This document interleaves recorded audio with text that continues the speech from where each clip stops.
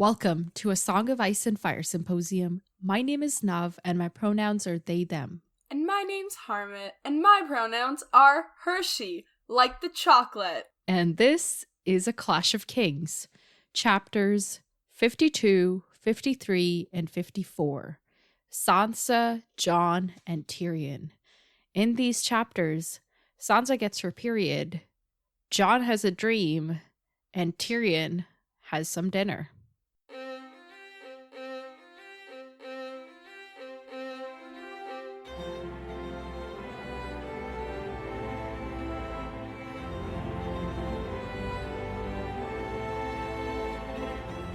Welcome to the podcast, everyone. Here we are. So, Harmit, who dies in these chapters? I can't even tell you what happens in these chapters. Okay, wait, Sansa. Does anybody die in Sansa's chapter? Her hopes of escaping this hell die. Yeah, but they've been dead. They've been burning in the ashes. They were like on the verge of death. This was like the final little bit, you know. Yeah. And then okay, so that's Sansa, and then who is next? Jon. Oh, Jon. Jon. Did anyone die in Jon's chapter? Oh wait, I know somebody who dies in Sansa's chapter. All of Stannis' scouts. Oh, okay, yeah. Okay. Yeah, them. And then in Jon's chapter, did anybody die? I don't remember. Squire Dalbridge sacrificed himself. Yeah, but yeah. Well, are we gonna be like at a different chapter? Are we gonna hear like? No, that's true. Like, it's not like we're gonna get confirmation about his death. Yeah, so we gotta. That's true. Bestie died. And then who? Oh, Tyrion. Somebody definitely died in Tyrion's chapter. Give me a second to like remember what happened. Oh, well, we found out that like Bran and Rickon are dead. Oh wow, you're very casual about that. Okay. Well, I knew they were gonna die, so okay. I don't know. I'm just a little heartbroken, but okay. It's not like we've been told 20 times. Honestly, I feel kind of heartless because I read that and I was like, okay.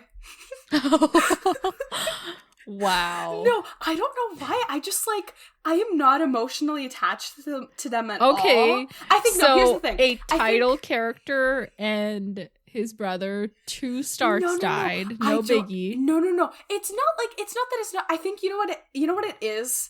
I need it to hear it from someone's perspective who cares. Like when we see Catelyn find out. Mm-hmm. Okay, then I'll be like, oh my gosh, I can't believe Bran's dead. You know? But like, I just like, this just doesn't really affect me. Okay. Like, all no right. offense.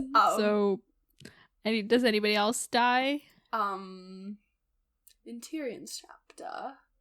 No. I don't think so. Yeah, I think we're okay. Yeah. I think we're good, right. Chief.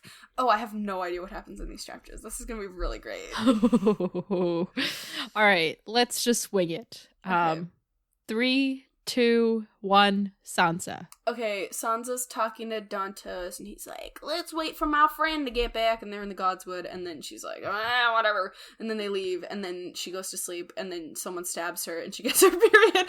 Someone doesn't actually stab her, but she gets her period, and then she tries to hide it, and it does not work, and it starts a fire, and then she talks to Cersei, and Cersei's like, hey, and she's like, you're too innocent, you're too young, you're dumb, bye dumb girl. That was pretty much their whole conversation. Switch, but I would prefer you used a different word. You're not that intelligent. You're kind of incapable, but whatever. Who's next? Jon. Oh, I definitely went over time. Okay, no, start it now. Jon, Corrin, and Corrin's like, I was seeing who you were, haha, gotta know my men, I'm your leader, haha.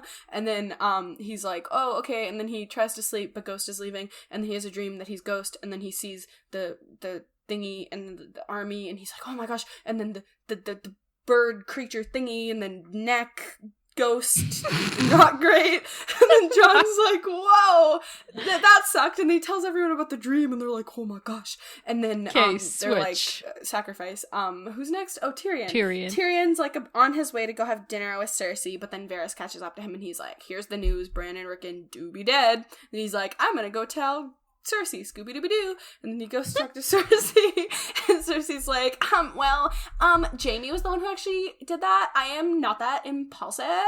And then Cersei's like, what were they talking about? Oh, and then Cersei's like, you think with your cock. I don't have a cock. That's why I'm dangerous. And then they were, and then, frick, what did they talk about? That. I literally can't remember what they talked about.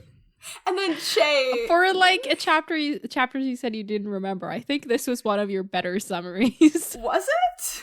Yeah, I don't think so. I remember at least for like Sansa and Jon.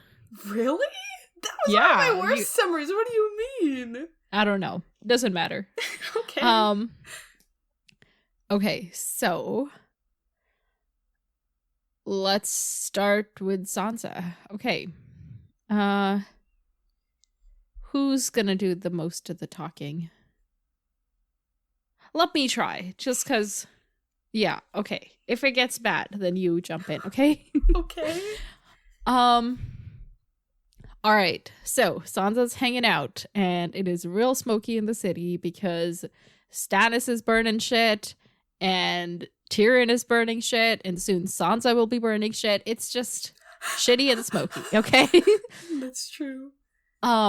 So she's meeting Dantos, and she's not been feeling too great. You know, she's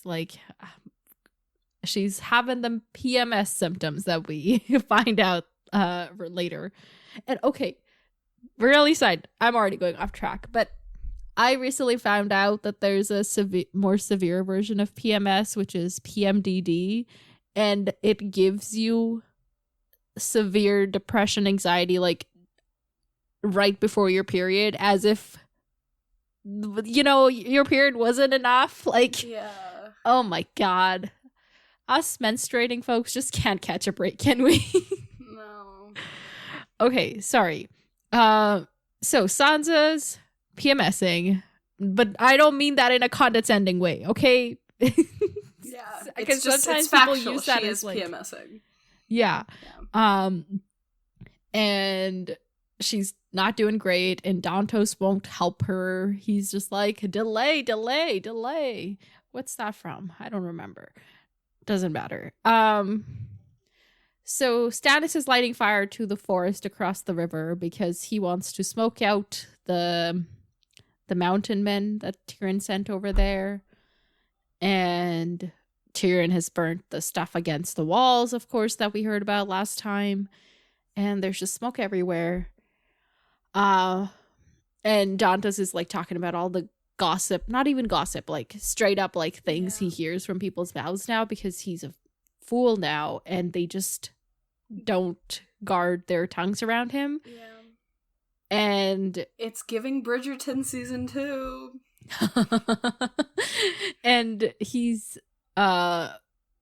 talking about how Varys pays for all of that information, and Moonboy is probably one of his main informants, so that's good to know. That's pretty cool.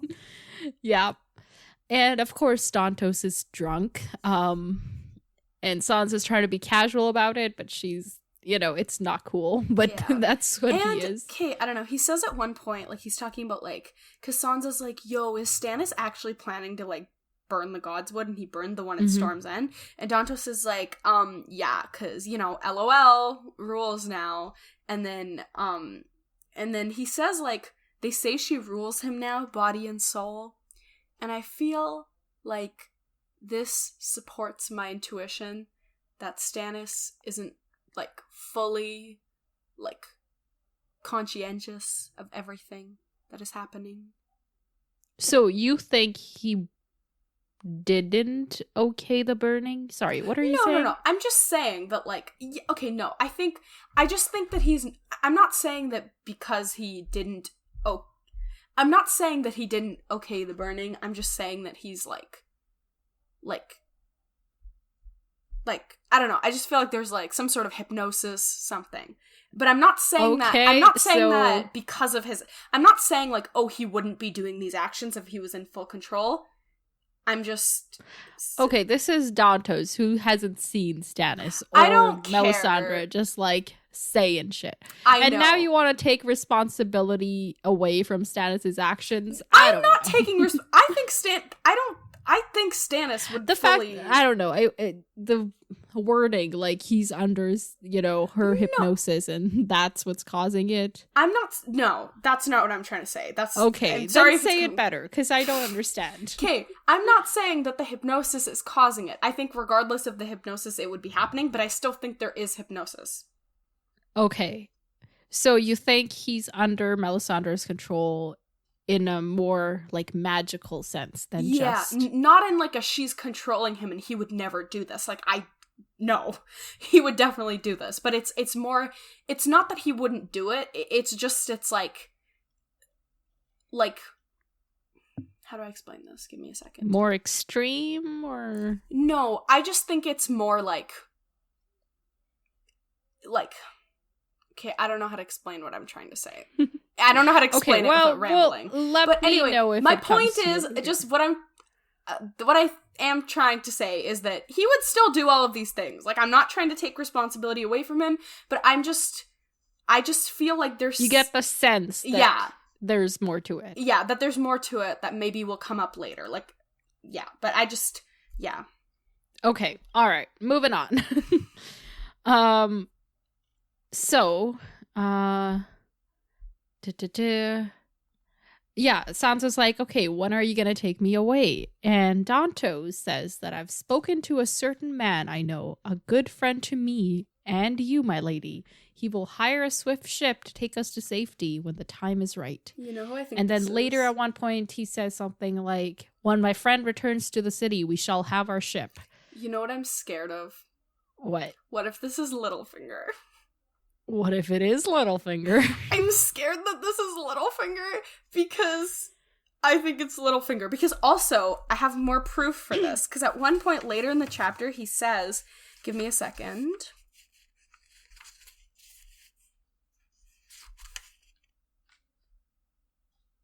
He's saying something of, like... Give me the general sense. Okay, he says, like, Sansa's like, Joffrey and his mom think I'm stupid. And Dantos is like, it's better that way. Cersei and the Imp and Lord Varys and their like, but he doesn't include Littlefinger. Oh, he doesn't name him specifically? Yeah, so that, and I feel like that would be the worst way for this to go. It's not the worst circumstantial evidence, you know? Yeah, and I just feel like it is Littlefinger. Yeah. Okay. How do you think he knows Dantos? Like, no, I know, like, they're both at the same court. Like, that's how they probably know each other. But, like, to what degree do you think is he involved in this? I think it's like I think Littlefinger is very much like a promise more than you can do type gal. Like, he's very much like, he would be the type of person where, like, you know, like, maybe you went to high school with him and then you saw him 20 years down the line and he'd be like, yeah, let's get together for drinks, and then, like, never call you again. You know what I mean? Like, I just feel like in passing he would have been like, yeah, Dantos, like, I'll do this for you, but, like, he didn't actually mean it. But now that when he finds out about the Sansa thing, he's gonna be like, oh, JK, let's do this. Okay, so he doesn't right now know that Dantos wants this ship to kind of help Sansa run away. He just thinks Dantos wants the ship for himself. Yeah. Okay. Yeah. All right. Okay, so he's explaining to her how this is not the best time. She thinks it is because, like, actually, no, that's not true. Never mind. I take that all back. I think he knows. I don't think Okay. Dantos has I don't think Dantos has any amount of, like, filter that would prevent him from telling him everything. So no, I think he knows everything. Okay. Yeah, that's why he's involved. Because otherwise, why would he care? He's the one who put Dantos up to it in the first place. Honestly, that would make a lot of sense. Maybe. Possible. I mean, we don't know it's Littlefinger, but if it were, that would It make is sense. Littlefinger. Anyway, Okay. moving on.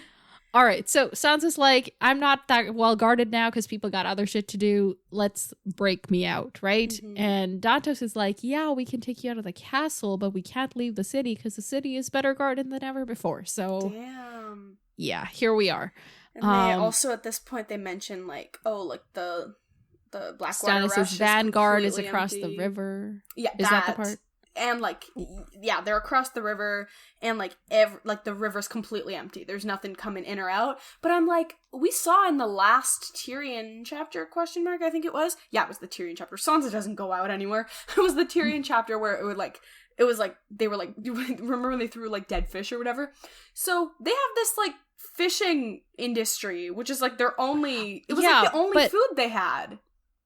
Right, but I don't know if, like, they need ships. They could have little boats for the fishing.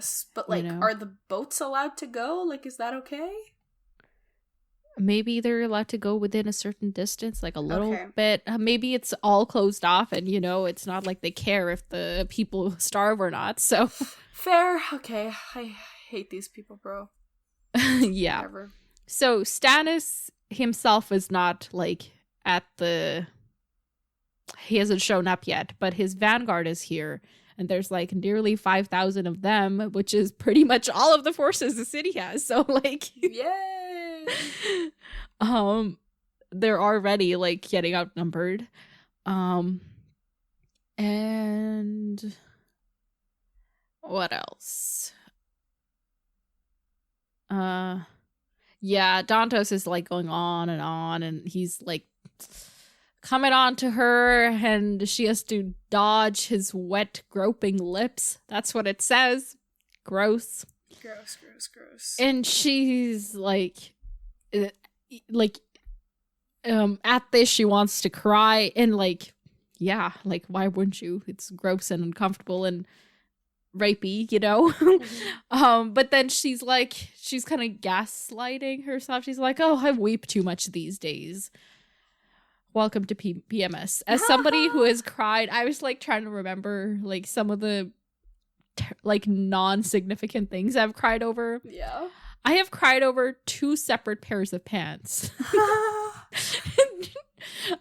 While I was PMSing. Yeah. Like one, I spilled something on it, and I was like, oh my god, this is and it wasn't. It was just some pajama pants. Aww. And then, oh my god. Yeah. Okay. I'm sorry. We hate that. Yeah, like, afterwards, like, years later now, I'm like, why did I cry? Oh, right. All right. But in that moment, I couldn't stop crying, Yeah. Yeah. Yes. The world was ending. So I feel her. I thought of a new name for Stannis. Stanny the Granny. What? I don't know why. I was just like, I don't know. I feel like I have so many names for Stannis. It would be a good, like, drag name for him. Yeah. And this is when they mention, like, the Joffrey and his mom think I'm stupid. Yeah. And Dantos is like, yeah, we'll just hide in that, so that they don't notice you much, and then all he of does that. The kissing thing. And then she finally gets to leave. And she's talking about how, like, her way back is unguarded because they need the forces up front. Busy, yeah. So then she's, like, returning to her room, but just, like, at the thought of it, she feeling so suffocated that she's like, nope, I'm gonna go to the roof. So she, like, runs up the stairs, and she's just, it's pretty dark and smoky. She can't really see. And I think at one point she kind of, like, stumbles, and somebody catches her, and she's like, holy shit, I'm gonna die. Turns out it's the Hound. Oh, also, we forgot to talk about the fact that she's been having nightmares about the riot. Mm-hmm. And yeah, so she's real traumatized. Not that the Hound is helping in those matters. She's, like, trying to thank him, like, hey, thanks for saving me. And he's like, ugh, I'm not a knight. Knights suck.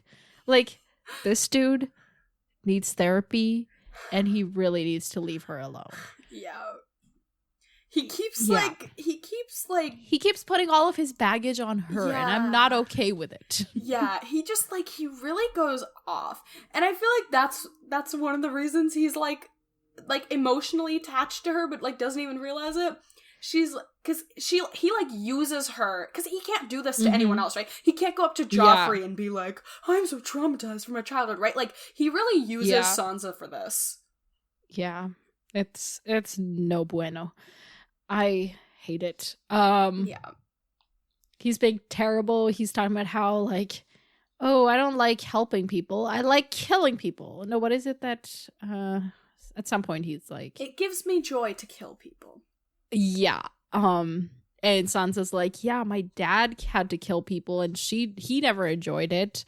And he's like, oh, he was a liar. Liary pants. I was like, have you met Ned Stark? Yeah. But I don't even know if the Hound really likes to kill people or if that's just what he tells people. I mean, yeah. But at the same time, Bestie did laugh during because Sansa's kind of remembering back to the riot. He was laughing. Which maybe, I kind of want to believe, I want to believe that he doesn't actually enjoy killing people, but I feel like maybe at this point he does. It's maybe it's his, it's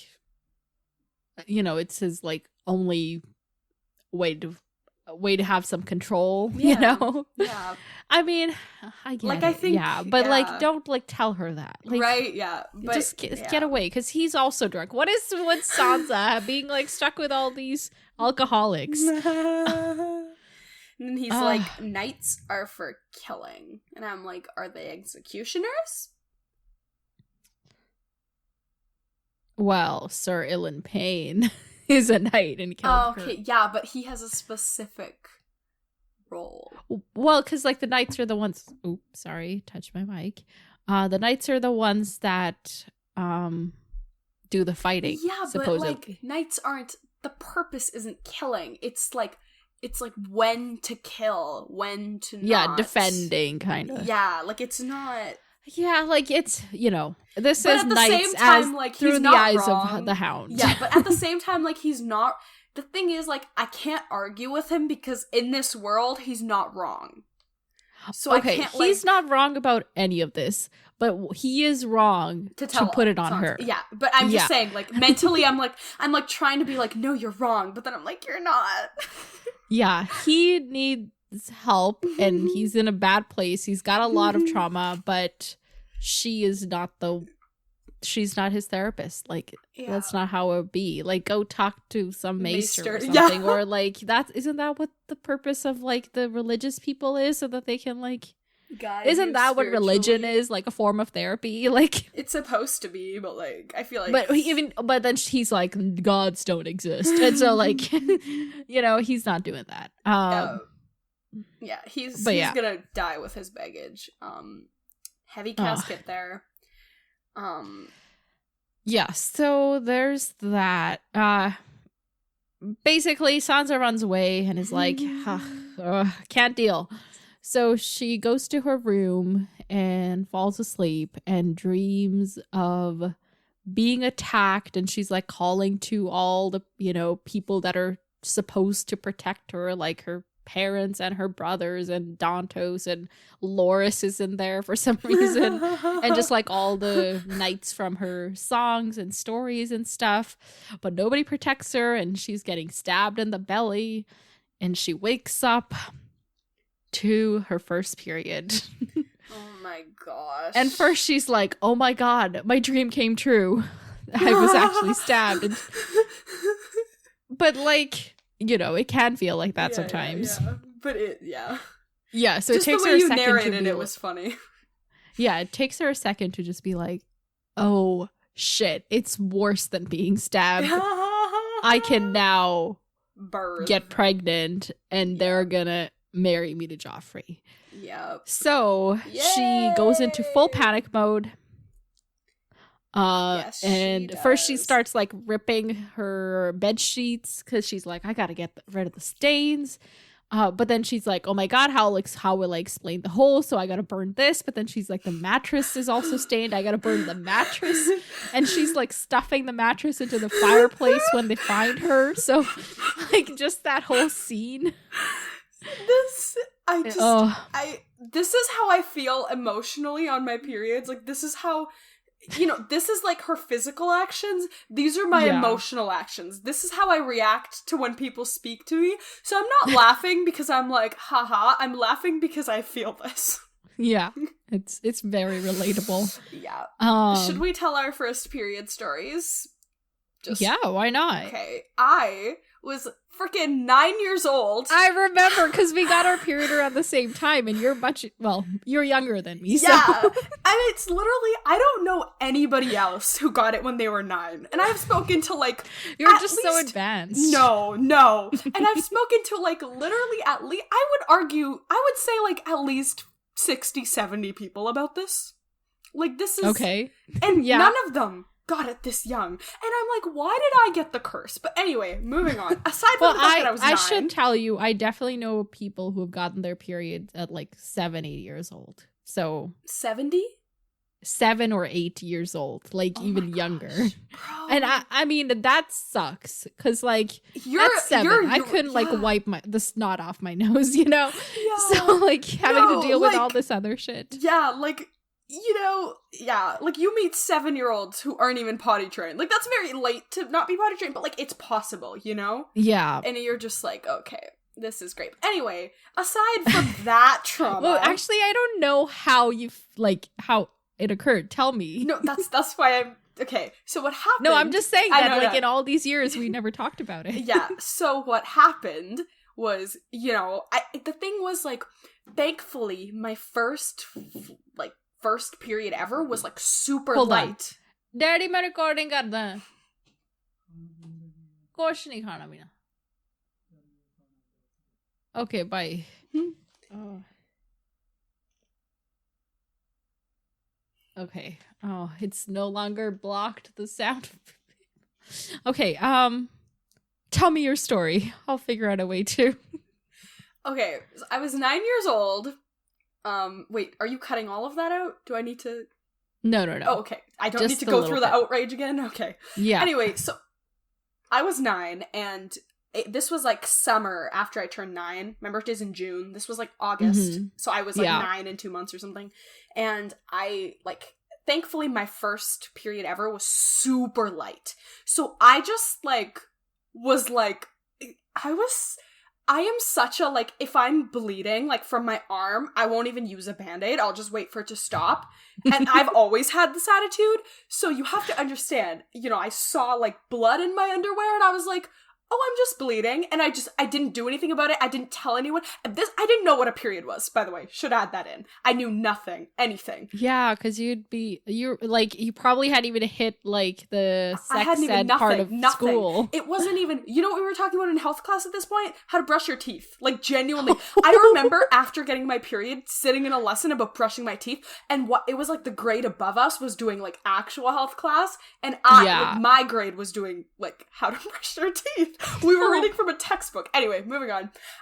So I was bleeding, and then I was like, okay, whatever. And then the next day I wasn't bleeding, so I was like, okay, something was wrong with me, and then it stopped. You have to understand, I have no concept of need to take care of myself. And then, so it stopped for a day, and then the third day I was saw that my underwear had blood in it again, and I was like, this is kind of weird. And then that month was done. And nothing happened. I didn't even realize. And then the second month came, and it happened again. And in my head, I was like, I was bleeding a month ago, And I was like, what? And then I think this time, I don't know how my mom didn't see it the first time, because obviously my mom did my laundry.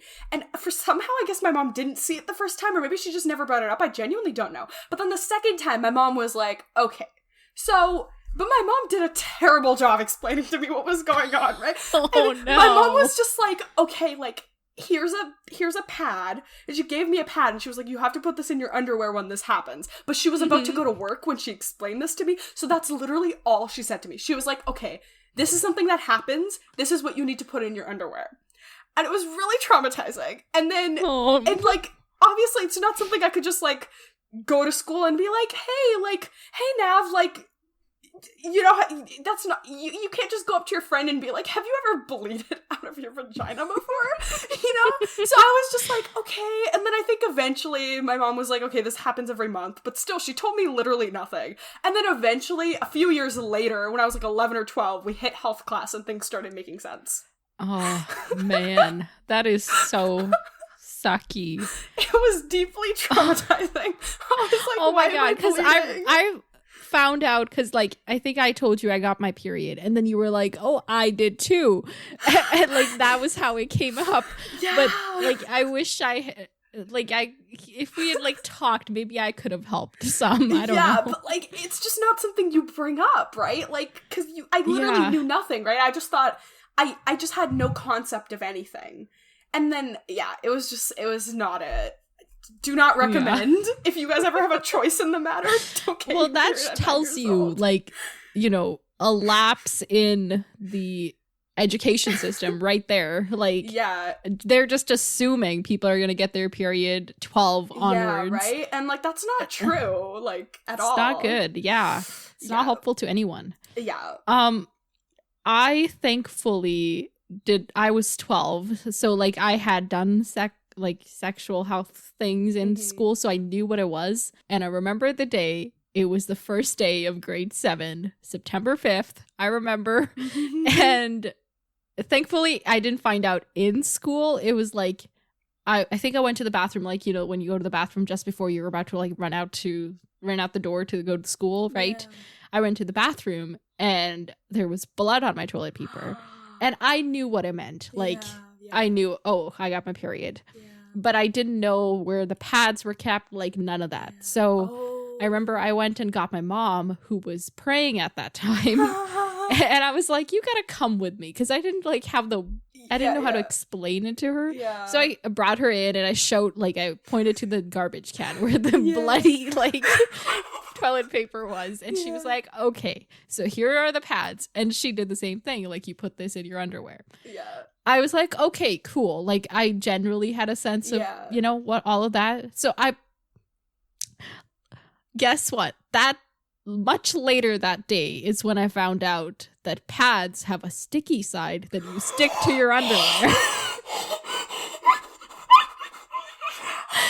So I did not know that. I just like slapped it in there. Did you have it sticking on your...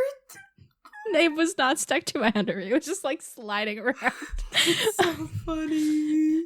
So like midway through the school day, my first day of grade 7, I like went to the bathroom and I noticed I was bleeding through still to my underwear, and I was like, what is this? Oh, so no. I didn't know what to do, so I just like came home early that day. And that's when my mom's like, oh yeah, there's like a sticker you take out the back and then you stick it and then it stays. It's a tattoo. Yeah. Oh my gosh, I can't. Okay, you know what I just realized as you were saying that? Because I didn't know what it was before, I remember there would be people in my class that would be like, because, you know, after you go through like health education and all that, you talk about it with your friends, because now it's something that you can talk about, right? You talk about it. And I remember the people who didn't have it yet were kind of like, oh, what? You know, and there was almost this sense of like, it's the same thing as like if your boobs aren't super big yet, and people are always like, oh my gosh, like I want, you know, when you're 12, maybe you're like, oh my gosh, I want my boobs to grow bigger. And I remember people were like, you know, I could see that people were kind of like, why don't I have it yet? And in my head, I'm like, bro, no, you don't want it. But was that something you ever experienced? Because I never even had a chance to experience that. Or like, did you have that sense of like, oh my gosh, why hasn't it happened yet? I think I was one of the first-ish people in my class to get, because I was one of the older people. Like, my birthday is like way early in the year, so of my peers, I was one of the first people to get my period. Right. And then afterwards, I don't know if I like did like, oh, be grateful that you don't have it. Kind of. No, hang on. I was not one of the first people, because there were people who got their period when we were in grade 6. Yeah. I don't remember, honestly.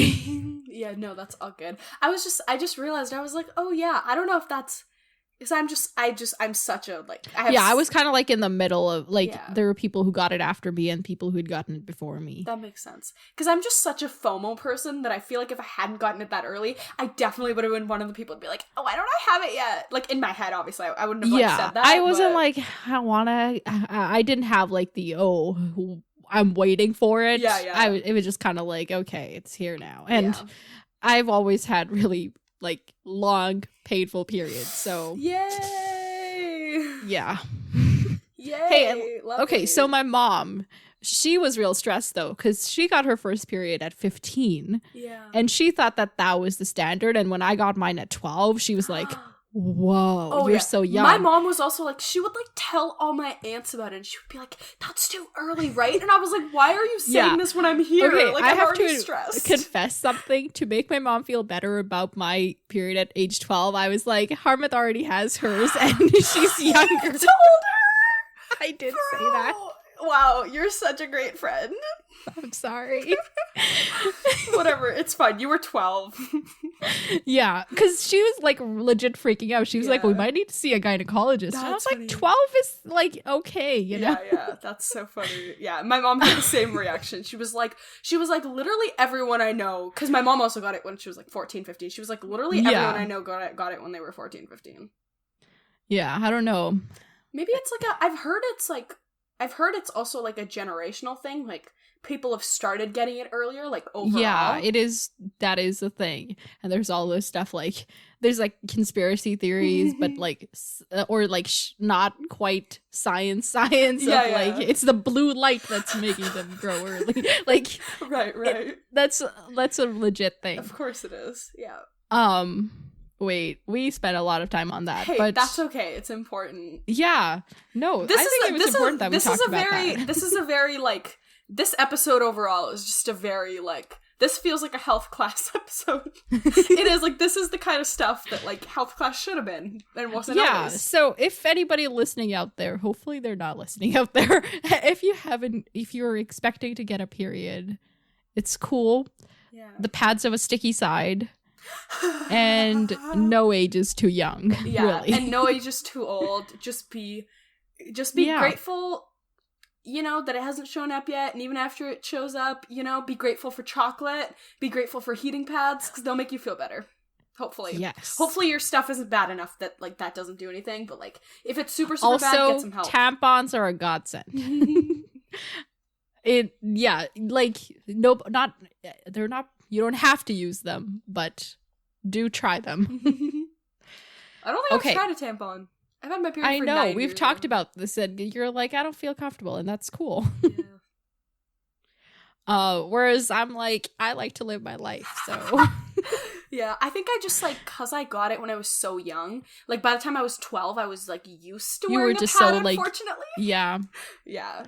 So. It's true. Okay, so 20 minutes later, Sansa gets caught burning her mattress. Yes, she does. And she's just like, she's shook. Like, that's the only word that can explain it. And so, like, her servants and maids and whatever, everybody rushes in. They, like, pull her away and clean her up. And in all of this, most of her clothing gets ruined, which I don't know if that's a good thing or a bad thing, but it's a thing.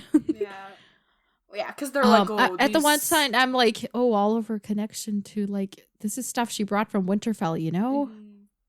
And then also I'm like, but she's, like, growing and changing, so she does need a new wardrobe. So all of that. But there was, like, they're like, a quote that, like, struck out to me. Things or whatever.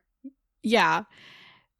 She says, it was as if her own body had betrayed her to Joffrey, unfurled the banner of Lannister Crimson for all the world to see. And I was like, just somebody give her a hug. Yeah. But it is, like, so true, though. Like, you know, just, like, it's not even just, like, having a period sucks sometimes, but also, like, for her, like, it is so much more than just the period. Okay, so they take her to Cersei, And Cersei's like, what were you doing? And she's like, oh, I was just scared of the blood, and I expected it to be more magical, she says. And Cersei's like, yeah, wait until you have kids. She said something like, life is 9 parts. A woman's life is 9 messy parts to mess 1 part, to 1 part magical. And you'll learn that soon enough, the parts that look like magic often turn out to be messiest of all. Yeah. So she's got, I don't know, like this is not the greatest sex ed conversation, but I've also definitely seen worse. Yeah. This one comes with the, okay, now you gotta marry my son, who is definitely a psychopath. And I know it, don't worry. Yeah, she like it full on admits it. She's like, I know Joffrey, you won't love him, but you'll love his kids. So I wonder if that's like, because that's probably been her experience. Well, even though her kids aren't Robert's kids. But you'll love the kids that he gets to call his own. Well, in Sansa's case, I don't know if she'll have chance to like not have them be Joffreys, you know? Right. But basically, you'll once you have kids, you got direction in life. Which, I mean, sure. Like, if I hate this. There's this whole like, especially in our culture, you know how it's like marriage is the ultimate goal of life, and then once you've married, then now you got to have kids, and like that's kind of the case everywhere, but it's like especially so. So this like, oh, once you have kids, you will be complete thing is like, I don't know. Yeah. Maybe Sansa doesn't want kids outside of the fact that she doesn't want to marry Joffrey. Yeah. But of course, this is not comprehensive sex ed. This is whatever it is. This is medieval sex ed. Yeah. So we learned about how every time Cersei was about to give birth, Robert would like run off to the the Kingswood to do some hunting so that he didn't have to be there. But Jaime was always there. And and then she's like, oh yeah, Joffrey's not going to be that dedicated to you, but don't worry, that's Arya's I was like, fault. You realize that you're kind of giving away your whole thing now. Like saying that your brother is dedicated to you in that manner, how Joffrey should be to her as a husband. Yeah, but she thinks Sansa's dumb, so she thinks Sansa's not that intelligent, so she doesn't think, like, I don't think Cersei thinks that Sansa's going to put that together. Right. Okay. And Sansa's like, oh, I love Joffrey. And Cersei's like, yeah, you're going to have to learn some new lies soon, because Stannis is not going to like that one. Admitting defeat? Question mark? Yeah, like she's very pessimistic about this. And also she like blames Arya for Joffrey not being dedicated to Sansa. And I'm like, I think that's just Joffrey. Calm down. Yeah. Though Joffrey would cry. Oh yeah, and then she's talking about how like Robert and Joffrey never got along. Robert usually, like all of his bastards always loved him, but for some reason Joffrey didn't. I don't know. Did Joffrey as a baby know that this they didn't vibe? I don't know. Robert wanted to be loved. My brother Tyrion has the same disease. Do you want to be loved, Sansa? Everybody wants to be loved. Yep. And then she's like, oh, well, let me give you some real advice now. Love is poison. A sweet poison, yes, but it will kill you all the same. Yeah, but if you're gonna die, why not die after eating, like, cake, you know? Like... I'd rather a sweet poison than a bitter one. Yeah. Yeah. Okay. What do you think of this sweet poison? Do you agree with this? No, I think for somebody who, you know, like, no. Yeah, like who does Cersei love? Jaime. Jaime. presumably. Joffrey. And her kids. Yeah. Unfortunately.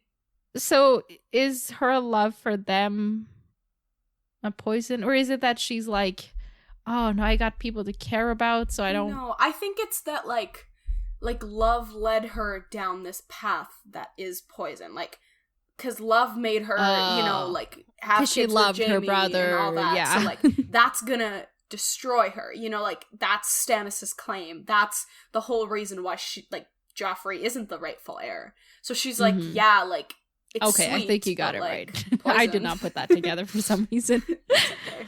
But, like, yeah. poison. So. But she seemed, like, resigned to the fact that it will kill you all the same. But at the same time, she, like, fights Exactly. it. That's what I'm saying is, like, yeah, she's pessimistic about it, but at the same time, she's like, I ain't going down without a fight. Like, yeah. I liked how much Cersei we saw in these chapters. We saw in these chapters. I liked seeing Cersei. Do you want to see more of Cersei? I don't know about that. I think I'll get bored of her shenanigans pretty quickly, but, she's nice in doses when I don't have to be the one directly dealing with her. Reading about her in doses. You never have to be the one directly dealing with her. I know, but it's just like, I'm always thinking about these characters. Oh. Yeah? No. What? Wait. No. What? No. No. What? Move what? on. No. What? What? Is there a meet and greet with the character, please? Like, seriously? Like, what are you about to tell me? Nothing. No, what? So, What? Okay, do we have any predictions? Okay, your prediction for Dantos' friend is Littlefinger. Fine, keep ignoring me, whatever. And... do you think Sansa will get a chance to escape? Before she's forced to marry Joffrey, now that she can bear children? No. I really want to be optimistic, but I just don't see a way. Like, unless Littlefinger is just more powerful, but he's, like, not. Like, he's still Littlefinger, you know what I mean? So, I don't... He's not the big finger. Yeah, unfortunately, Sansa, we out here. Alright, so Sansa's gonna marry Joffrey now. Yes. Well... Let's not forget, though, the whole, like, reason Littlefinger is gone is to propose that Joffrey marry Marjorie marry Joffrey. Yeah. Yeah. So maybe Littlefinger's successful. Okay, let's be hopeful. Let's hope that works out, and then Sansa doesn't have to marry Joffrey. I'd forgotten about that. But you do realize that working out is terrible for the Starks. Man! There's no winning. I hate it here. Get me out. Oh. Okay, but... See, you can predict that, but I don't know if you can say that that's being optimistic or not. You know what? I don't know, man. All these people gonna burn. I don't know. Okay. That's the prediction. They're all gonna burn. Burn it down. A dragon's gonna come in and shoot fire, and then there's gonna be no fight anymore because the dragon just shot fire, so the war's over. That's the prediction. Perfect. Sound predicting. All right. Flawless. I think that's all we can predict on. Jon. I loved this Jon chapter. Really? I loved this chapter. This was my favorite Jon chapter this book. I really enjoyed it. Really? Well, we haven't had that many good Jon chapters this book, have we? Well, I did. Wait, was the one where he gets the sword this book? No, that was last book. Okay, yeah, that's what I mean. Like, last book, we had a lot of really good Jon chapters. I feel like this book, his chapters haven't been bad, but they're just like, okay, whatever. This was a good Jon chapter. There's more interesting things happening, yeah. I enjoyed this. Okay. So, basically, they are, still climbing up those mountains, and it's tough going, They like it some shadows. Yeah, so... he's talking to Corin. He sits down and starts talking with Corin, and he's talking about Ygritte and the story she told him.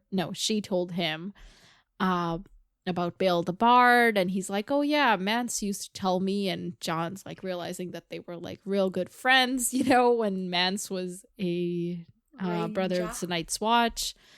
And we learn that Mance was born among the free folk, but he was taken to the Watch when he was like a baby. So yeah, so Corrin is kind of like, yeah, he did desert, but also like he was just kind of returning home when he did that. I have another crackpot prediction. I like that you used the right term this time. What if this doesn't really make any sense? Like, this was just, like, last time my mind had no predictions because I didn't care about the chapters. I feel like this time I was just like, oh my gosh, what if it was this? What if it was this? So I feel like, what is the prediction? What if Benjen joined them? Joined them who? The free folk? Yes, the people. Interesting. The people beyond the wall. But also, Benjen has been there his whole life, so, like, why? You know what I mean? It's not like he's... Why now? Yeah, it's not like he's John, where he's still, like, very impressionable, and, like, he isn't, like... It's not that he's not committed to the Night's Watch, but he just hasn't had enough, like... experience to not be swayed another way, right? But with Benjen, it's, like, that doesn't really make sense, because he's, like, you know, he's been there his whole life, like, he's... And he if I remember correctly, like, he's not a prisoner, like, he chose to go there, so... Yeah, we don't really know, but we don't know like why he chose to go there, but he did choose to go there. Yeah, so that we know. Like, but okay, yeah, just a random theory. That so makes no just sense. It could like another possibility to him being dead or undead is that he could be with the free folk. Yes. That'd be cool. And then he could come back and be like, John, join us, and John would be like, but Castle Black, and he would be like, this is your real calling. I don't know. I just like the dramatic scenes. Anyway, yes, continue. Okay, so he's talking about how Mance Rayder never learned to obey, and John's like, neither did I, because I let her go. And Corrin's like, yeah, I figured. Yep. And he's talking about how, like, she's, you know, way far behind them. She's on foot. She doesn't have any weapons or anything. So she's probably not a threat. So I didn't really need her dead. If I did need her dead, I would have gotten somebody else to do it. But it's cool. He's like, really? This was just getting to know you. It was a little questionnaire. Yeah. So he kind of knows what kind of a person John is now. He's a sexist killer. That is what it is, though. I mean, yeah. I know that's really, really reducing it, but, you know, that's what we do. So, okay, they go to bed. Ghost is like, I'm out of here. See ya later. And John dreams of direwolves. I was like, I don't know what to highlight or what not to, so I just highlighted all of it. Okay, I'm so confused at this line. There were 5 of them where there should have been 6. And I can't make up my mind if the person missing is Lady because she's dead or Bran because he's the tree. It's Lady because she's dead. Okay, that makes sense. Because I was like, how is Bran the wolf and the tree? It, like, the wolves like kind of fade and then the tree comes up. It's not okay. You know, okay. So there were 5 of them where there should have been 6, and they were scattered, each apart from the others. Okay, but that means Nymeria's alive. I guess it does, yeah. Yeah, okay, yay. Yeah, he's like, okay, I'm alone. I can't smell my brothers and my sister. He says sister, like, singular, so okay, that's another confirmation on that. And that's when he hears John, like, somebody saying John. And it's coming from a weirwood tree. I need a sip of water. And the tree has his brother's face. It never says like Bran or Summer. It just says brother's face. But like this brother's got 3 eyes, so we kind of know what that is. And he wonders like, had his brother always had 3 eyes? And the voice answers, not always, not before the crow. And when he smells the bark of the tree, he smells earth and stone and death. Not at all foreboding. Don't be afraid. I like it in the dark. No one can see you, but you can see them. Like but first you have to open your eyes. And then the tree reaches down and taps Jon. And then he's in the mountains. So before we get to the second part of this dream, what do you think this means? What do you mean? He's like what do you mean? Like, what does the tree tapping Jon mean? I don't know. It's like opening his third eye. I don't know. Yeah. Do you think it might... I'm totally leading you here, but I don't care. So do you think it might be like, since Bran, you know, is a Daemon, okay, that he's passing on the torch to Jon so that he can take over the warging? Yes, but I didn't think of that here. I thought of that later. Okay. Yeah, but yes. So, but that is kind of what you think? Yeah. Okay. Yeah, it's like, yeah, I mean, someone's got to do it, like, you know. Yeah, and I remember when I asked you if any of the other siblings would develop warging abilities, I think you did say that Jon might. Oh, wow. So, yeah. Wow. Okay, so then he gets, is back in the mountains, and he's standing on the edge of a precipice. Oh my fucking god. Sorry. Remember when I couldn't remember the word precipice? Yeah. I just realized that. Okay. And he sees the valley there, and he sees a river of ice, which we learned later is probably the glacier. And there are people in the valley, thousands of them. And they're tearing great holes. Yeah, they're digging into the ground. What do you think about that? I don't know. I'm like, are they trying to get water? Are they trying to forge a secret like path so that no one can There's see a them lake coming? there, so I don't know if why they would be trying to get water. Then they're trying to make a digging. secret path. To where? I don't know, but like so people can't like see them coming. Okay. But why would they be tearing multiple holes into the ground? Idea. Okay, anyway, so they're digging, and other people are, you know, training, cooking, living their lives, and he kind of comes to the conclusion that it's not an army exactly. He says, this is a whole people come together. I love that phrasing. Then he sees mammoths, not just mammoths, but giants riding mammoths. Yeah.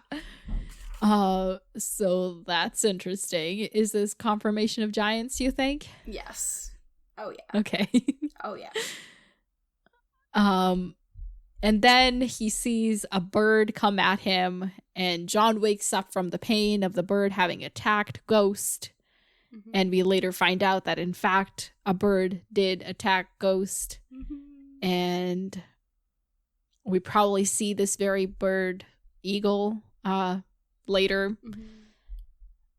And so at first, like, they're like, oh, you were just... Because Jon's, like, shouting for Ghost, you know, when he wakes up. Before we got to the part later... At first, I was like, oh, this is the crow opening his third eye. So this is where I was like, it's being passed on to Jon. But then when we got to the eagle later, I was like, okay, it's both. I was like, it's both. It's both what? I was like, it's still symbolic of Jon. Even though that's not what's happening, it's still, I feel like it's like a throwback to when that did happen. Yeah. Yeah, so... at first, like, they're trying to quiet him, and they're like, okay, calm down, dude. Let's not bring the whole Mm-hmm. of the free folk upon us. Mm-hmm. And they're like, Squire Dalbridge is like, oh, I dream of a woman. You know, Yeah. it's I wonder if my dreams will come true.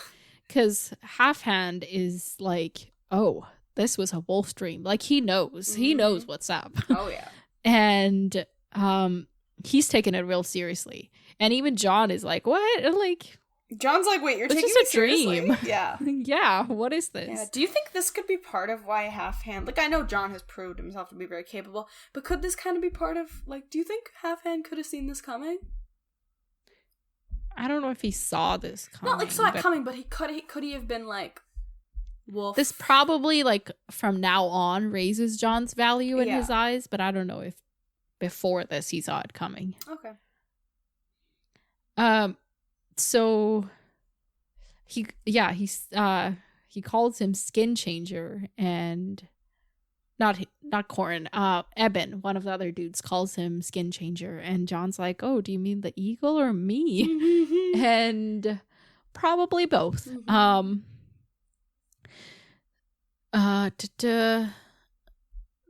Yeah. I think Corin, it's not said here who says it, but he says, the cold winds are rising. Mormont feared as much. Benjen Stark felt it as well.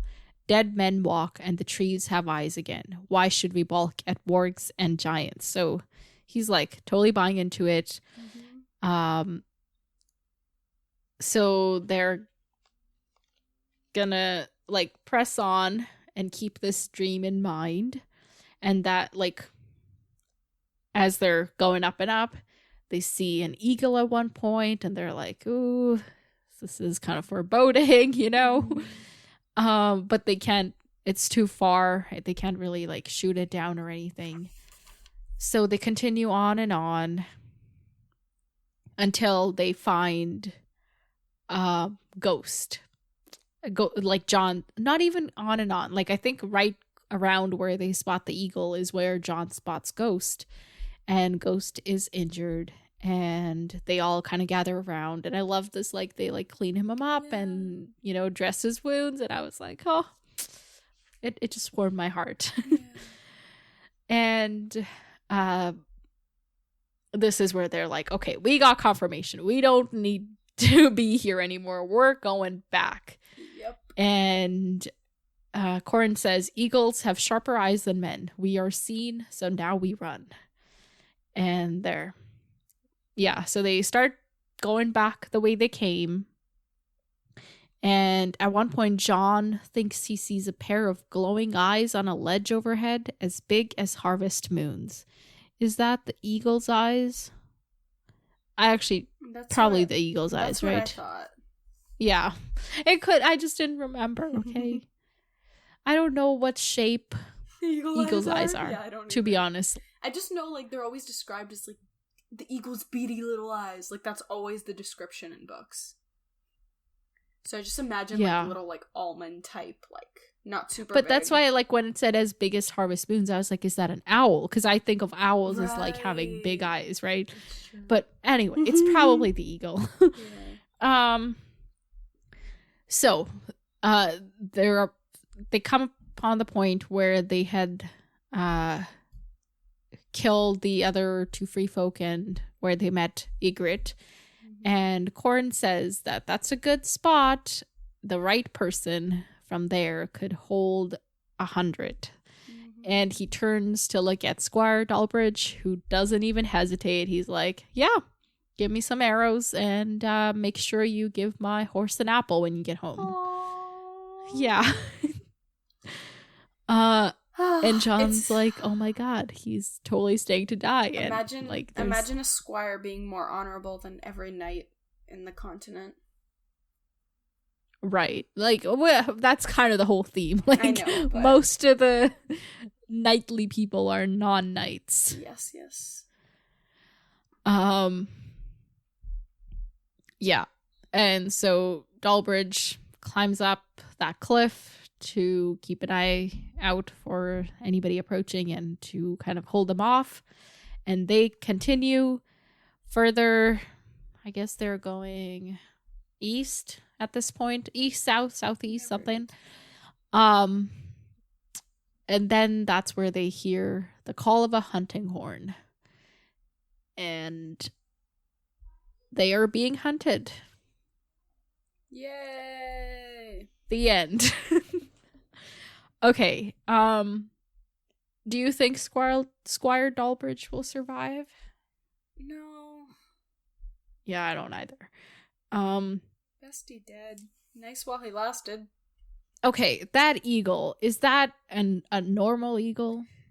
I feel like that's like a fun little spy eagle. No, but is it like an eagle that's well trained, or is it an eagle that's like a warg eagle?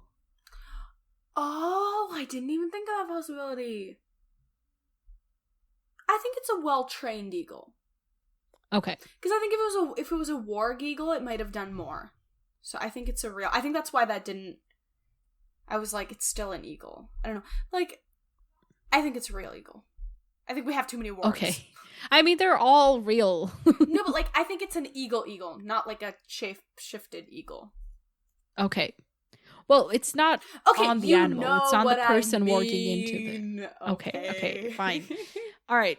At this time, this eagle is not being possessed by a warg. Okay. Got At it. the scene of the crime, the eagle was asleep. The eagle was asleep. This is what? No, okay, just don't listen to me. I'm not listening. Okay, moving on. Okay, are they gonna make it back and away in time? Yes. Or are they about to be unalived? They won't be unalived. They will be hiding from the... Not hiding. Like, they'll make it. Jon will make it. The others might not. Okay. Like, none of the others will make it? I think, like, Jon and, like, Corrin will make it? Yeah. Like, back to Mormont and his people? Yes. Okay. Okay, you don't know what was why... the purpose of their ranging? I already forget. Like, why were they here? What were they trying to do? They were trying to figure out what the wildlings are doing in the Frostfangs. Oh, okay, well, they're assembling. Guess they figured it out. Yeah, but they're also digging holes.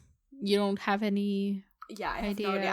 I just assumed it was like they're trying to create like a route to travel in so that they don't have to worry about anyone seeing them, but that feels impractical. That would be a lot of digging. I know.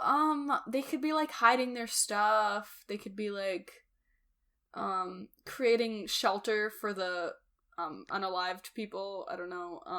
Graves. I don't know. Oh, right, because your theory is that they're aligned with the White Walkers, right? Yes. So. Okay.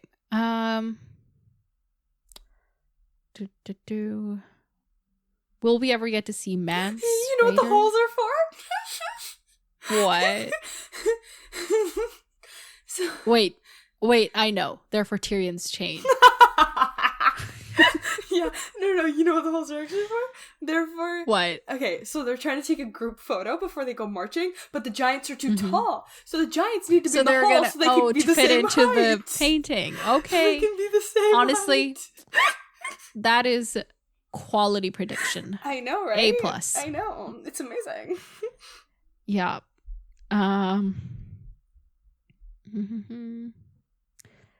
Okay. Ygritte not gonna be a problem? Not right now. I think she'll save Jon's life later on. How later on? I don't know. At some point in the future. So Jon has a third eye now. He is what Bran was. Mm-hmm. Why him? Why did Jon get it? Why did Jon get it? I'm trying to think back to how, like, Bran... Because it feels... Like, yeah, it could have been, like, a universe decision, but it feels more like a Bran decision. That's something Bran could have... Not chosen, but, like... Jon was kind of his... They got along a lot. They did, but he also got along with Robb, like, you know? Yeah, but, like, Robb's busy being a king. He doesn't have time being a warg. Okay, well, Jon is busy trying to protect the world from people who are going to come marching in. But maybe John has the most use for the powers of a Borg because he's out in the Northlands, you know? That's true. And, like, John's where the weirwoods are at. Mhm. Rob, he doesn't got any weirwoods around him. So, That's true. Okay. Yeah. like, How's the power going to transfer? Yeah, exactly. Mm-hmm. It was practical. That's what it was. Yeah. Yeah. I like that. And, like, Rickon dead. Wait a second. Oh, no. Yeah, sorry.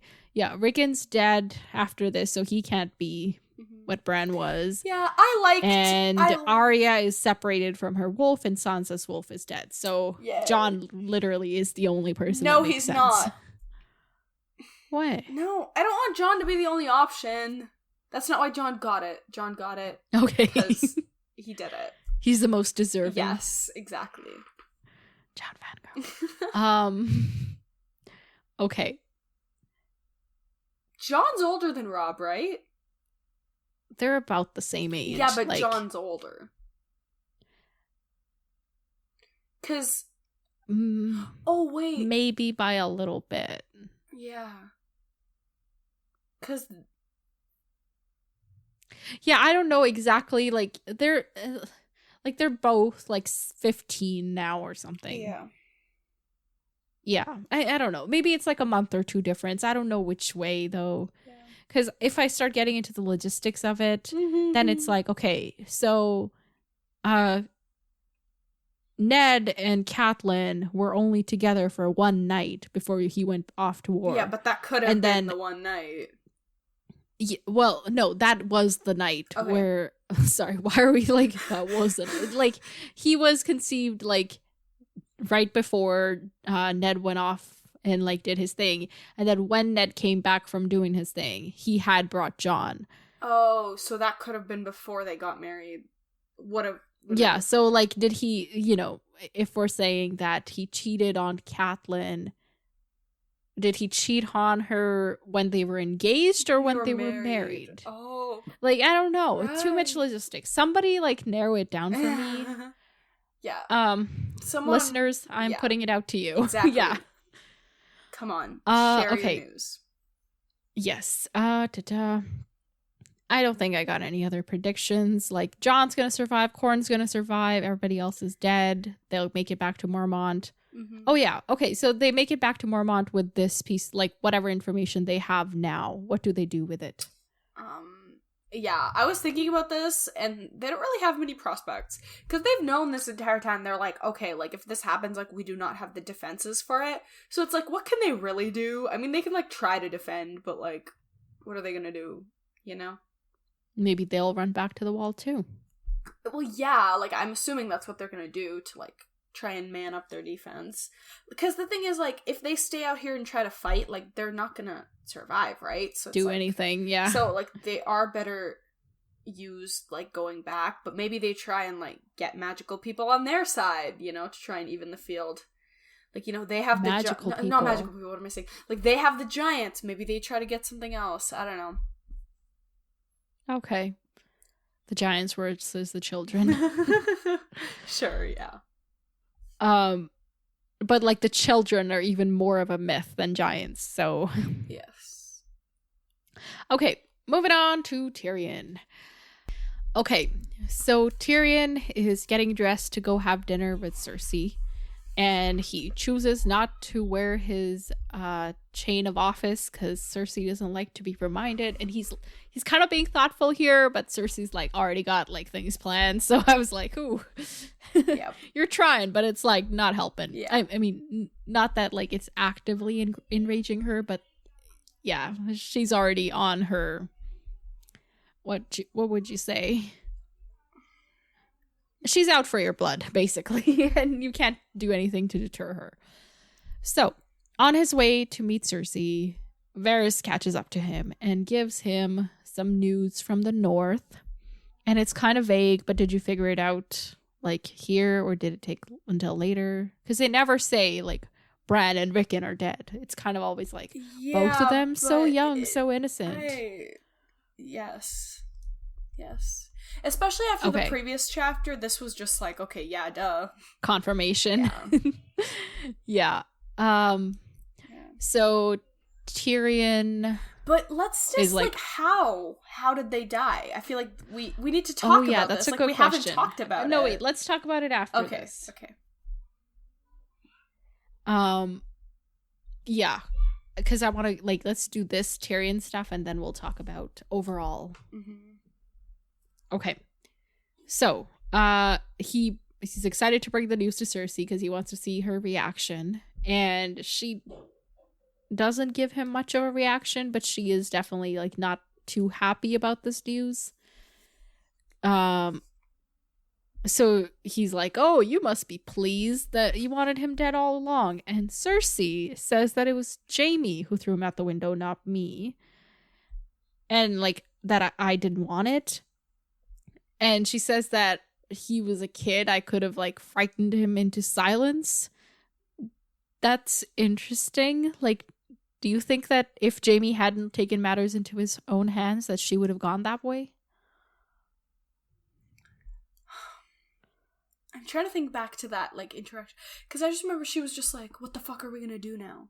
She wasn't like, I know what, you know what I mean? Like, yeah, he kind of is like, oh my god. She says like, oh my god, he saw us. Like, that's kind of all she says. Yeah. And then Jaime like grabs a hold of him. And I think this is one of those things, you know, like, you see something happen and you're like, oh, if I was in that thing, I wouldn't have done that. But it's like, you don't really, you know, I she's don't really like believe just her. as much responsible for it as Jaime, or like right along there. Yeah, you know? like obviously Jaime like actually like I don't know if she would have pushed him, but like I don't know if she would have been like, oh, we'll just scare him, you know, like it just maybe she's trying to like retroactively put herself in better light in that situation.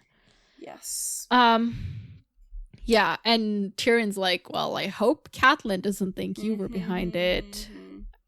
Because if she does, she might just kill Jaime. Man, I'm so sorry, Catelyn, bro. Like, I'm really sorry. All your kids are dying, and I feel really bad now.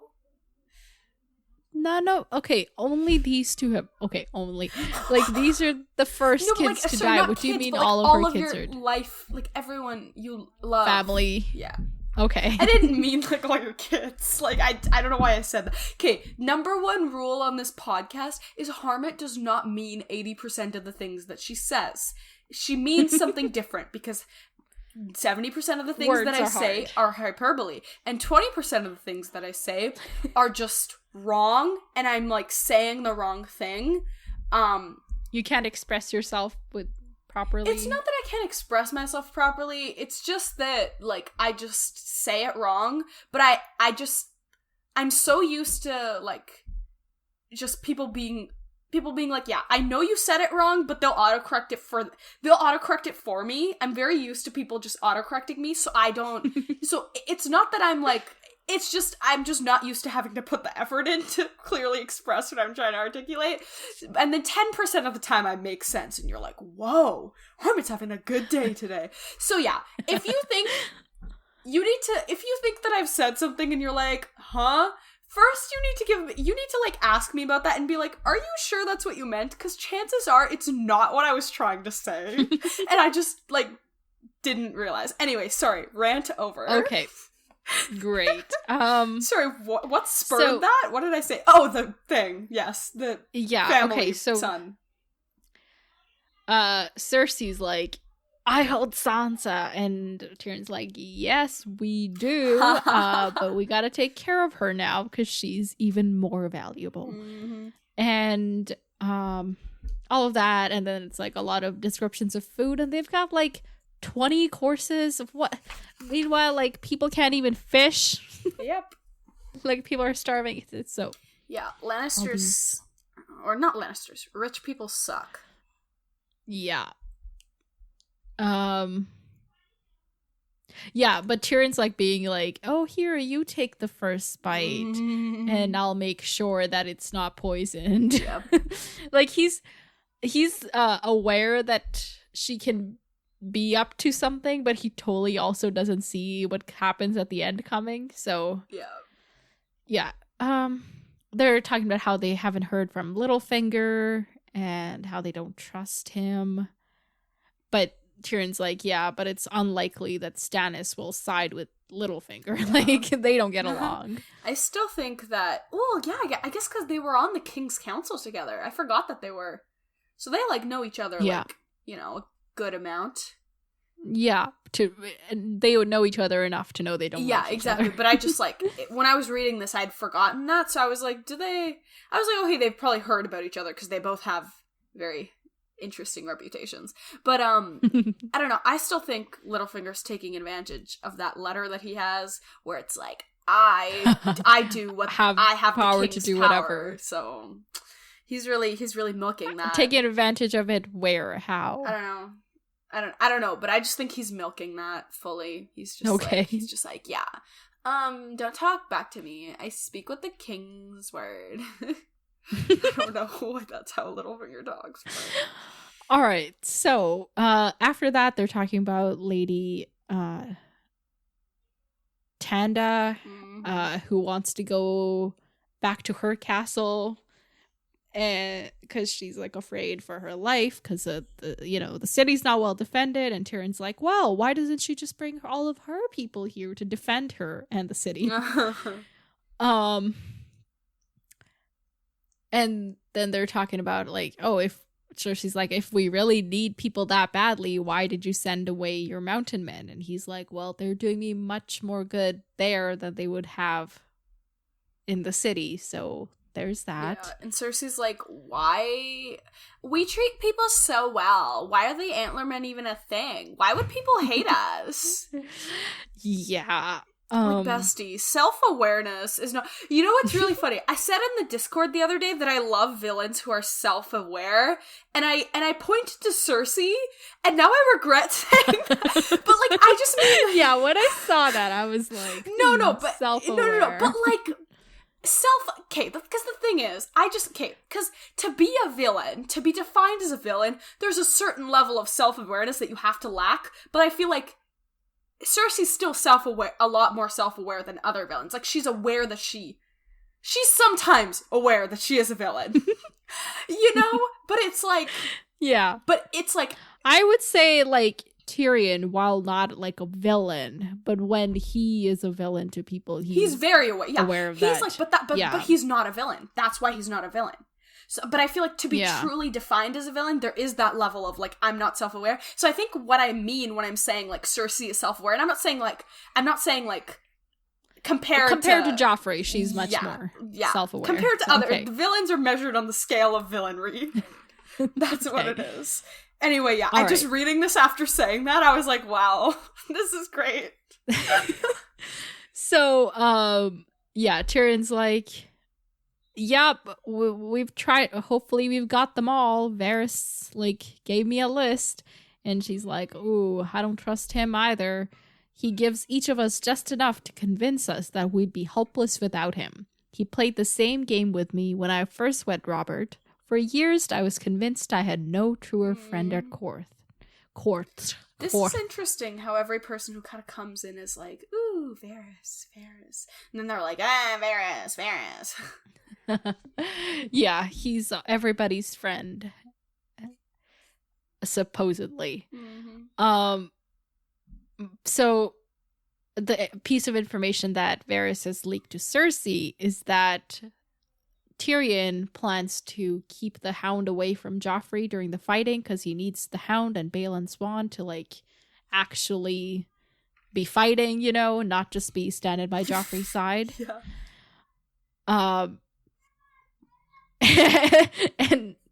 And Cersei's like, Jaime would lead the sorties himself from Riverrun. That's quite a sortie. Yeah.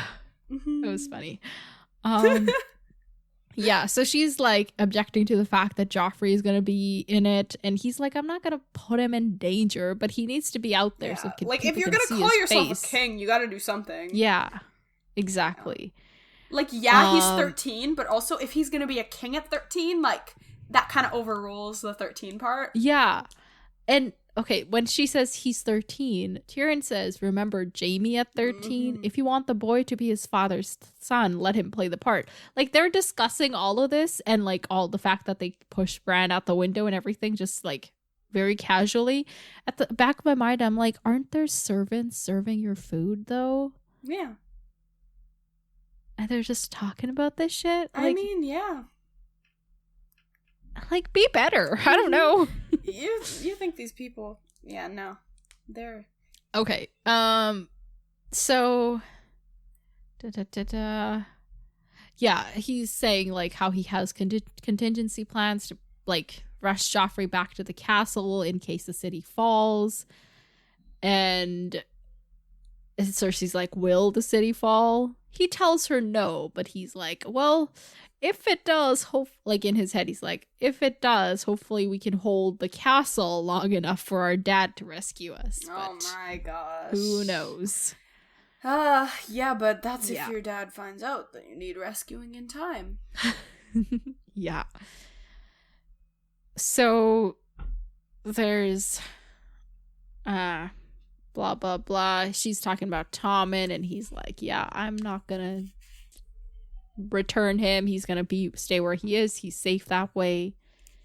And then she's like, I hear you love all sorts of tarts. And like, even just that phrasing, I was like, oh, something bad's coming. Like, I already know what's coming, but like yeah. Yeah, so she starts being like, ooh, you only think with your penis, and I don't have a penis, so that makes me more dangerous, just like Varys. Which is so but like, okay, you don't have a penis, but you do have desires. Yeah, exactly. That's you like, have it doesn't make you not human. You have the exact same sexual desires, and you have literally. People could argue. I don't know if I would agree with this, but like, people could argue you have like set your life up this way, literally due to your sexual and emotional desire, like that. You know, like everything that is happening to you is kind of because of that. Mm-hmm. And, you know, like, it's just, Yeah, but anyway, so, Tyrion's like, but it's just, like, it's just more to that stereotype of, like, oh, you know, guys can't think about anything else other than their sexual desires, so that's why I can think, because women don't have sexual desires, right? No. Yeah, Cersei, like, I know you're oppressed by the sexist patriarchy, but also you are feeding into the sexist patriarchy. Yes. But anyway, so Tyrion's like, okay, I think it's time for me to go. And she's like, hang on, I got a little surprise for you. I have your sex worker. And Tyrion is like, guys. Yeah, okay. That was funny. Yeah, well, he's trying to like play it off, like to not make it seem like he cares. And all this time he's like, how did she find out? Did Varys betray him? Like, blah, blah, blah, blah, blah. And Cersei's talking about how like a Lannister always pays their debt because you know, you took my daughter away from me and my son, and now you're planning to have Joffrey killed. Well, if anything happens to Joffrey or Tommen, I will make sure that your sex worker dies more painfully than you could possibly imagine. And Tyrion's like, oh my god, she really thinks that I'm gonna kill Joffrey. Yeah. And like, we've had this come up continuously, and every time Tyrion's been like, no, he's my nephew. I'm not going to kill him, you know? Yeah. I'll punch him and slap him, but I won't kill him. Yes, exactly. So he's thinking about, like, what can he do? He's like, if Jaime were here, he'd, like, kill her first and ask questions later. But then he's like, oh, I love my brother's reckless wrath, but he's also trapped in Riverrun right now due to that reckless wrath. So. Yeah. He says it was their Lord Father he must try and emulate. Stone. I must be stone. I must be casterly rock, hard and unmovable. So he like Tywin is the embodiment of stone. Yeah, he's trying to be like really icy cold about it. And this is when Cersei gets them to bring in the sex worker who is not identified at this point. Did you see this coming, or did you think this was Shay? I was just like, oh, I didn't remember Shay having dark skin, because they mentioned, like, dark skin at one point. Yeah. I didn't think that it was, what's her name? Aliyah, but I was just like, it's a different person. No. I gaslit myself. I was like, oh, I guess I didn't remember Shay having dark skin. Because I was like, I do this so much in these books. Okay. Where first I was like, so huh? you didn't see it come up. Yeah, because first I was like, huh? Like, Shay has dark skin? And then I was like, maybe I just didn't notice it because I don't like to pay attention to physical descriptions, because I like to imagine everything myself. So I was like, so I gaslit myself, so no, I didn't see it coming. Okay. So the people who are in on, like, helping Cersei with this are the Kettle Blacks, Sir Osmond's brothers, Osney and Osfred, who were oh my gosh, get another letter of the alphabet. Yeah, right? Like, Osmond, Kettle Black, like, trying to keep them apart. Anyway, yeah. The O's. The big ol' big ol' fools is what I meant to say, but it came out as fuels, but I don't know why. Okay, so wait. Okay, so these guys, they were fake loyal to Cersei, real loyal to Tyrion, but now seems like real loyal to Cersei? I don't know. Maybe this is, I don't know. Like, they can't expect Tyrion to back them up after this. Yeah, no. Definitely not. So now they've, like, switched sides and are fully on Cersei's side, I guess. Yeah. Yeah, she probably offered them more money. Mm-hmm. Okay, so they bring in Aliyah, who we know it's Aliyah at this point, and she's beaten and bruised, and Tyrion's like, well, you swear you'll release her after the battle? Cersei's like, yeah, if you release Tommen. And he's like, oh, if she thinks me to be such a monster, I'll play the part for her. And he starts, like, saying all this stuff where he's like, whatever happens to her happens to Tommen as well, even though he does not mean it. Like, he definitely does not mean it. And he, like, oh yeah, and then Cersei's like, oh, how dare you, and tries to, like, hit him, and he's not having any of that. He, like, pushes her away, gets them to untie Aliyah, and this is where, like, we find out that it's Aliyah, because it finally says her name in the text. And in his parting remarks, he says to Cersei, a day will come when you think yourself safe and happy, and suddenly your joy will turn to ashes in your mouth, and you'll know the debt is paid. Damn. Yeah. Spicy. I don't like this side of Tyrion. Spicy. Yeah, so Cersei kicks him out, and he leaves, and he makes his way to the Tower of the Hand, where he finds Shay. Yep. Who has been snuck in. Yep. Or what was it? Yeah, she's wearing nothing except the gold chain of the Hand of the King. So, okay, Varys brought her in through a secret passage somewhere. Yeah. And Tyrion's, like, going crazy to find it. He's like, okay, is it this knob? Is it that stone? Is it this sconce? Knob moves like, a little where bit. Is it? No. And he's, like, obsessing. Yeah. I mean, I get it. Like, yeah. Imagine knowing that there's a secret way into your room. Yeah, where you sleep not knowing. And, you know, everything. Yeah, you're at your most vulnerable in your own room. Yeah. So, yeah, she's like, oh, I'm sorry, I didn't saw where he brought me in. He had me wear a hood, but I remember seeing, like, a mosaic of a dragon at some point. Mm-hmm.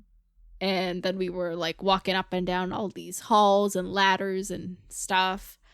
And yeah, So she tries to get down to business, but Tyrion's like not feeling it because he's just so anxious at this point. Mm-hmm. And also he's remembering poor Alyaya, who is being punished for being thought of as Shay. Yeah. No, you know what I mean? Yeah, for right? being thought Everybody of as knows the what I person mean. that Tyrion's going to see all the time. Yeah. So he is unable to sleep that night. And that is the end of the chapter. Mm-hmm. Okay. Predictions. Let me go back. Prédiction!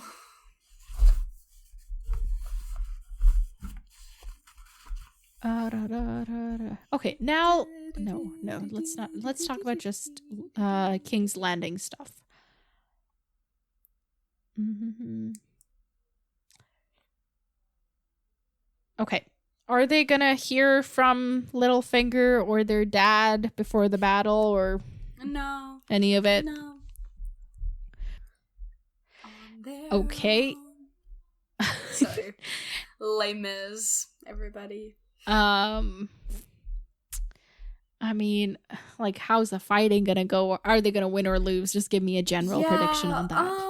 I think Stan the Man is gonna win right at the end of this book, and this book is gonna have a tragic ending, and I'm gonna be really mad about it. And Stanny, what Stanny do you mean? the The last book didn't have a tragic ending. It's not like Ned died or anything. Okay, yeah, that's true. But I think just because... Wait, no. Sorry, that was sarcastic. Ned totally died at the end of that last book. No, I know. I'm agreeing with the non-sarcastic of the comment. I'm like, yeah, I know it was tragic.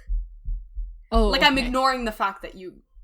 Okay, sorry. My brain's okay. shutting down. Let's get on with but it. No, anyway. Yeah, okay, Stannis is gonna win. Stannis is gonna win. Okay, is Joffrey gonna die? No, unfortunately. Is Alyaya gonna die? No. Is Tommen gonna be abused or killed or any of that? No. Okay. Will Catelyn kill Jaime, thinking that Cersei killed Bran and Rickon? No. I think she. Will Cersei's joy turn into ashes in her mouth? Eventually, some point in her life, yes, and I'll be really happy. And for will that Tyrion day. be the cause of that? He'll be like indirectly related. Okay. Yeah. Will Tyrion ever find that secret entrance to his room? No. Okay. Is that will secret Tyrion entrance... be in danger from Is that secret entrance something that Arya ever explored? No, I don't think so. Not in the Tower of the Hand. Okay. She just explored so much. Like, she was the only way we ever saw the castle, so in my mind, she's seen everything, even though the castle is so vast. Yeah. Will he be in danger because of this secret entrance? Yeah. If Varys... Okay, who else do you think knows about it, other than Varys? I think we talked about this last time, and I can't remember what I said, but I think, like... I think you were like, Littlefinger definitely knows. I think you thought that. Yeah, maybe just that. For now. Okay. Varys might tell someone if it suits his purposes, so... That's true. Okay, so... Bran and Rickon, how did Theon get to them? Because the last time we saw them, they had decided they were at this mill. Yeah, I was fully convinced that was false. And now I was like, even before starting the Tyrion chapter, I just sat there and I was like, bro, literally what is going on? Okay, so like, maybe Reek was right? But I don't think that. But like, it's a possibility. I guess, technically. But, like, also, I just don't... There's no logical... I just don't think so. Or maybe, like I said before, they just accidentally stumbled upon them and now they get to take the credit. Or maybe, this feels like the most tangible of my ideas, is like, you know how I said, like, oh, they're staying with someone because someone took them in, because they're like, oh, Winterfell, right? Like, honorable. I should do this. I think maybe that person betrayed them and was like, you know what, go to hell. Yeah. I think that could be it. That's the most logical prediction I have. And then I also was like, I don't know, what if it was like this, like, mystical, magical, like, self-sacrifice? Like, what if it was like, you know, and you know, Theon was like, I'm gonna kill the whole council if you. You know, this is, you know, in Endgame, when Doctor Strange is like, there's only one way, and they have to go through with that one way. Lose to win. Yeah, so they have to, like, go through with it, right? So maybe it's, like, one of those things where the, like, crow thingy was, like, you gotta die, because John's gotta be the one. And not even that, but maybe it's, like, him dying provokes, like, Catelyn or Robb to do something. Like, maybe there's this chain of events that needs to unfold exactly as it is, and so maybe the crow was like, y'all need to die, like, you need to do this, and it came to Bran in a dream. It was like this, like, understanding that, like, they had to die, so maybe they gave themselves up because they had to die or something. That sucks. Yeah, that would suck. I don't think that one's true. That was just my, like, I need a fun prediction because all the other ones were boring. But I think the most logical one is, like, the someone betrayed them prediction. Okay. Yeah, that's what I think happened.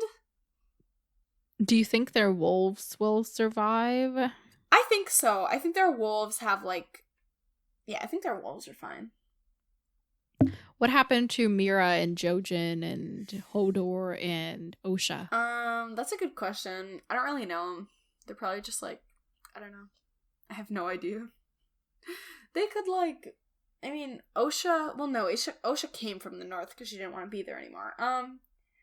Osha, I don't know, they could just vibe. I don't know what they want to do. I don't know what their lives' desires are. They're probably pretty traumatized.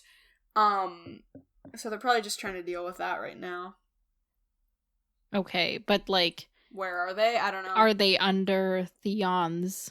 No, I don't think they're under Theon's control. I think they were able to get away. Okay, alright. I think that's all the predictions I can think of. Let's move on to next chapters. We're reading 2 next time. Wow. Hope's predictions. Catelyn.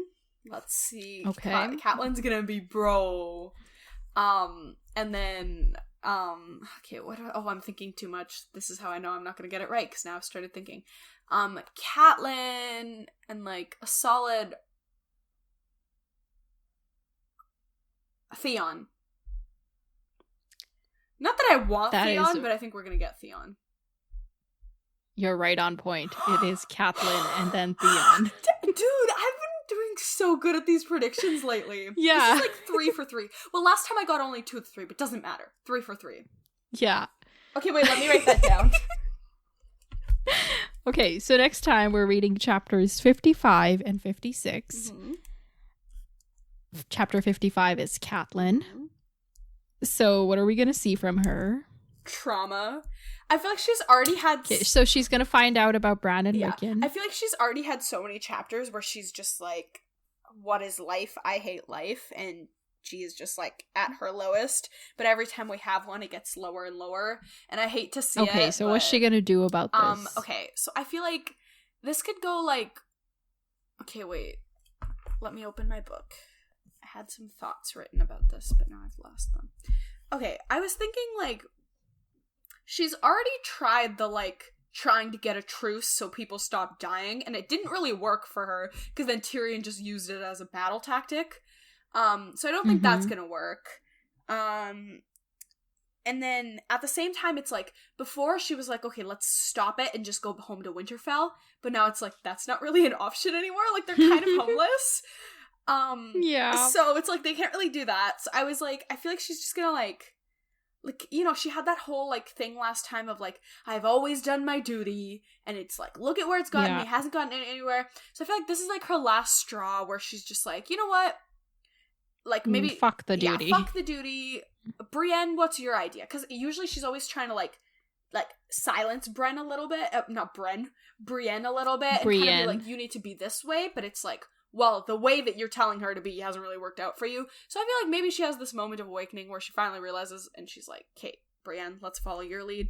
Or maybe she goes to Rob and she's like, bro, I told you not to send Theon, and you fucking did. Yeah, but what's that gonna do? I don't know, bro. What can she do? What's she gonna do? Like, start a war? Like, I don't know. Let's go with this.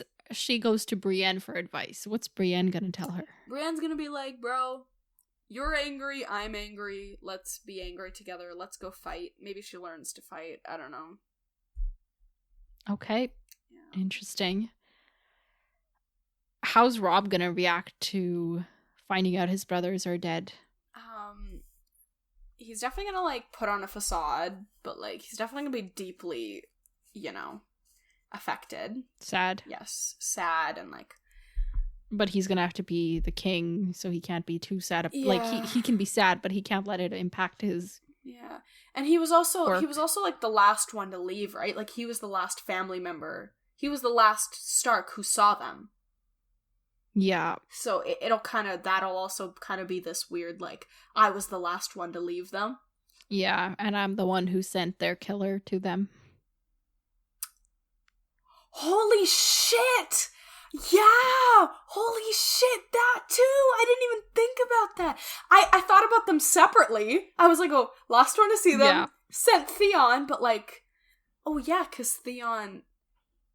Yeah, for some reason in my mind, Theon didn't kill them, even though, but yeah, that too. Okay, yeah, Rob's gonna be deeply traumatized. Like, even more than Catelyn, low-key. But, like, low-key, because, like, Catelyn's their mom. Right, but... Yeah. Last time he was, like, still out west, so who knows if we'll even see him. Yeah, who knows. Yeah, no. Poor kid. Okay, so,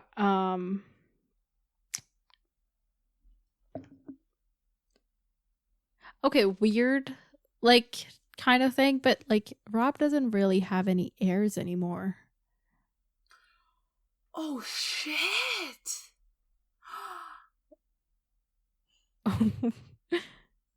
Damn! Is my theory about everyone dying and Jon inheriting the family fortune, like, gonna come to fruition? Like...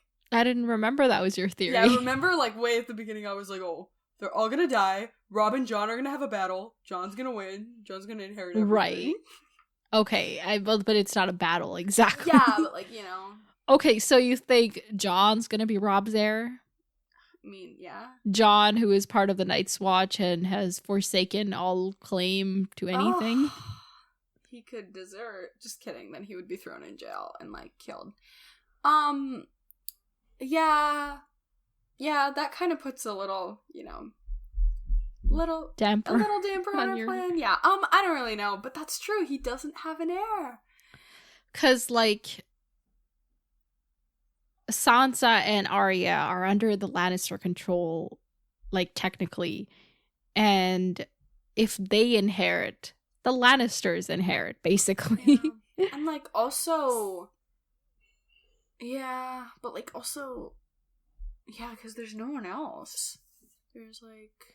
I mean, he is betrothed to one of Walder Frey's daughters. Oh my gosh. I was thinking about that, but, like, so, they don't, like, so just Walder Frey? No, they won't inherit, but, like, it might be like, oh, you gotta get on that wedding. Yeah, right. And have them kids. Yeah. Oh my gosh. Yeah. Okay. So what is Rob gonna do and what's he gonna do about it? Like, I know he's sad about it, but what's he gonna do about it? I mean, like, he can't, like, go to Winterfell because, like, war.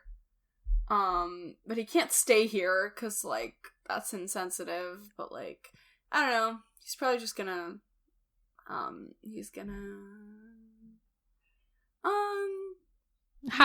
do you think he'll deal with the sadness? Probably, I don't know, just burn some more stuff. Burn some more. Burn more. Like, just stuff, right? war through war. He's gonna, like, take his vengeance. He's gonna channel it into war, unfortunately.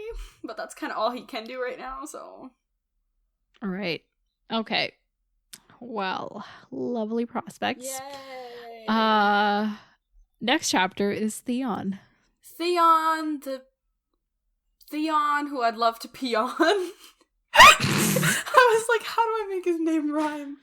Theon is, I mean, he's happy. He's probably gloating to his sister, who's finally gonna show up. So, okay. yeah.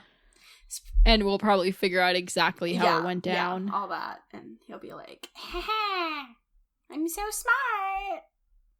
Reek, my little sidekick. You can tell I'm salty. Okay, so Asha's gonna show up, and I'm not. It's funny. I'm more her. salty about Theon and Reek winning than I am about Bronn and Rickon actually dying. Wow, I see where your loyalties lie. I just don't care about them. Unfortunately, I just don't. Oh my god! Okay, enough already. I don't want to hear any more of this. How did you feel painful. When they died?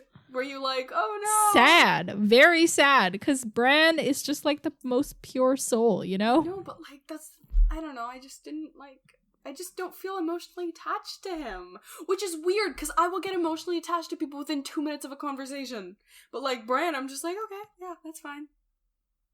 Alright, okay. He was the very first character chapter. Yeah. We were ever introduced to. Honestly, I think later on I'll be more sad about him dying, but right now I'm okay, he died, yeah. I think because I'd already come to terms with him dying. It's not that I don't care, it's just that I'm not affected by it. It's not a shock. Yeah. Okay. All right. I will take that. I think that's everything. Otherwise, I want to, while we wrap this up, I'm going to plug a little something different today. So folks, this past week was the week when the Supreme Court of the United States made their decision to abolish Roe versus Wade. And it's a real bummer. I'm going to say bummer because I have a lot of other words that are not diplomatic.